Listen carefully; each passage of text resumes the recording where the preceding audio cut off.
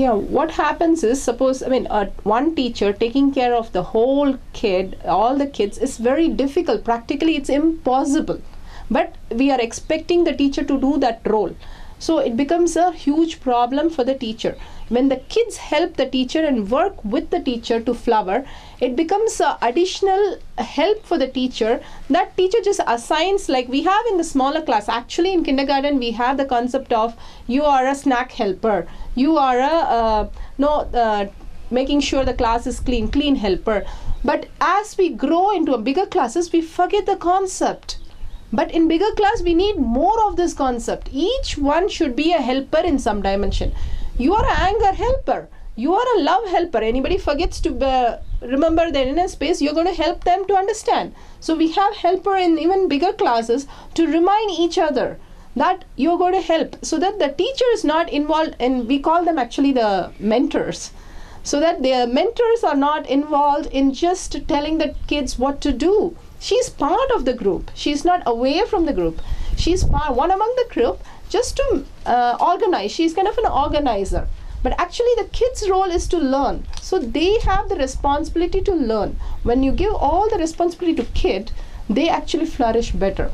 See, when as a baby, they know how to eat, how much to eat, what time to eat, when to sleep. Everything as a baby they know. When they come into this world, everything is known and organized. But unfortunately, we are given an education system where we have removed this responsibility from the children and think we are the person who's going to manage everything. But given in a Montessori setup, for example, they know what to take and what to learn and how to go up to the next stage. And once they finish that, they're able to go. So that's why the Montessori system works very well. Similarly, we can give everything like that.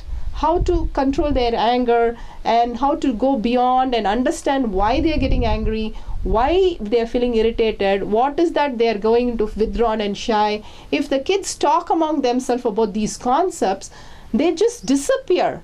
Because it's not an adult trying to boss over the kid, but it's a kid peer pressure. They understand each other that this is a life. This is how we live.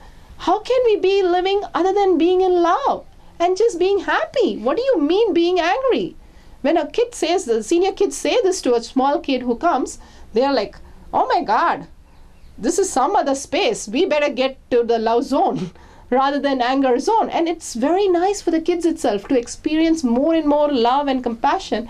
They say this is a beautiful school. And why? Because everybody's loving each other. So they understand very well.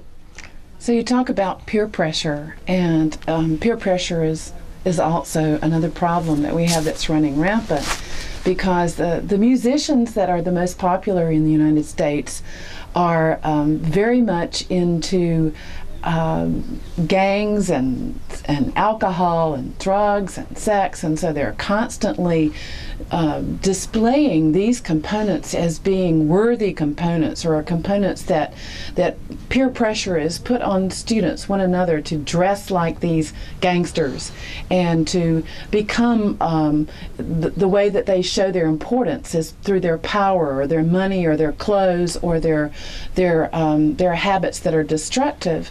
So what can we do for children so that they don't have that sense of peer pressure to make choices that are going to lead them to the wrong path, to those elements that are destructive out in our society? What can we give to them so that they can have that clean and clear inner space to make the right choices? See, the main thing, these creative artists going into the drugs should be understood by the kids first. When you're very creative, you're in a different level. Even the brain gets into a different level. And then you express your creativity. So when you're not in that level, because you don't know how to handle that, you go into depression. So when they go into depression, they need some external input to kick them back to that level of brain waves. So what happens is they take drugs. So if the kids understand why they take drugs, first thing, they need to understand, see what the problem mainly is. Nobody has told them what is the inner problem of everything. For example, we had a survey of the telling the kid, we are all going to feel like I'm not okay, I don't belong here, something is wrong here, and these things at some point. And when we were talking these things, one of the kid got up and said, "How do you know?" And we said, usually kids ask, "What do you mean?" and things like that, what you're saying and things like that. And this kid said, "How do you know?" As though I just opened his inner space and saw what's inside. So when you go into the inner space and talk to the inner space of the problem, what is the cause of the whole thing? The kid's behavior starts changing. Once the kid's behavior starts changing, they are able to change everything beautifully. See, we are not able to give an instruction to our mind. Mind will not give, any given instruction to the mind, it can function only to a certain limit. Then it breaks down because it cannot handle the instruction because it's forced. But when you give an instruction to the inner space of the child, they start working with us because they say, "How does she know and how is she getting into a space where I have the question?" And then we give a clarity there. There, if you clear everything, the kids will start performing what they have to perform. So that understanding is what is given in Nityananda Vidyalaya. So the peer pressure happens because of trying to be someone, the identity they are forming. Usually it starts from 7 to 14. They want to be somebody because they feel that is the satisfaction. They are never told that they have to be themselves. They have every potential to be themselves. The creativity happens to them and everything will explode in them. Usually if you see the first few kids, the one who are very good in the school, they will be trying to bring out the best and they will be the leaders of the whole school, because if they can expand, any other kid can expand, but their dimension will be different. And once everybody understands each one is uniquely expanding and the teacher gives and understands this and help them to express in that way, there will be no problem in the whole thing. Their identity will be growing. If the kids behave in another way, immediately the teachers should catch them and tell them, "You are unique yourself. Why do we need to be somebody else? Why is the leg copying the hand?" For example. But see, here's what you need to understand. If a teacher were to come up to a student in a Western school and say, "You need to understand that your inner space, what's going on in your inner space," many students would become agitated and get in an argument with the teacher and say something like, "Get out of my face." Yes, you know, language. So it's like there is no connection between the teacher and the student, so that you can't process with a person to try to help them to understand what they're doing unless they trust you. Correct. So how do you build the trust to begin with?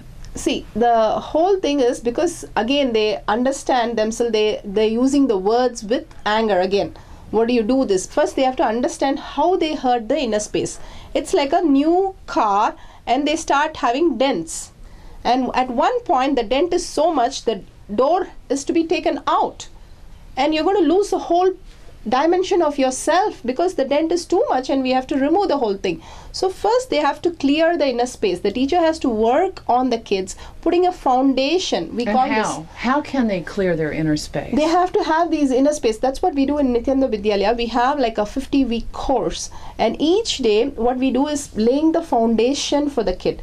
See, what is a regular system is it just focuses on particular path of your life and just trains you for that. And you have given like for example, if you take a Lego set and if you build a tower and say this is your life, the kid will only know to build a tower.